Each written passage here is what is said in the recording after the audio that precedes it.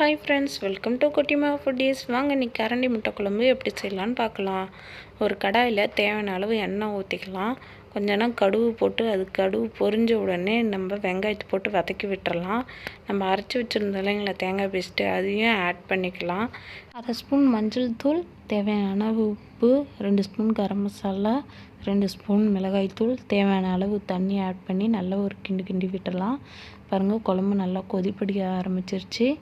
இப்போது இது ஒரு கிண்டி விட்டோம்னா அடி பிடிக்காமல் இருக்கணும் ஃப்ரெண்ட்ஸ். அப்போ தான் நல்லா வேகும் நம்ம குழம்பு. இப்போது மசாலாலாம் ஊற்றுனது ரெடி ஆகிடுச்சு. இப்போ முட்டை உடச்சி ஊற்றிடலாம்.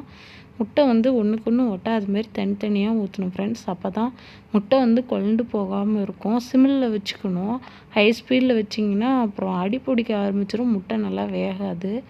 பாருங்கள், நல்லா நம்ம குழம்பு ரெடி ஆகிடுச்சு. பாருங்கள், முட்டை கூட நல்லாவே வெந்துடுச்சு. கரண்டி முட்டை குழம்பு எப்படி இருக்குதுன்னு கமெண்ட் பாக்ஸில் சொல்லுங்கள் ஃப்ரெண்ட்ஸ். Thank you friends. லைக் பண்ணுங்கள், ஷேர் பண்ணுங்கள், கமெண்ட் பண்ணுங்கள், சப்ஸ்கிரைப் பண்ணுங்கள் ஃப்ரெண்ட்ஸ். Thank you friends.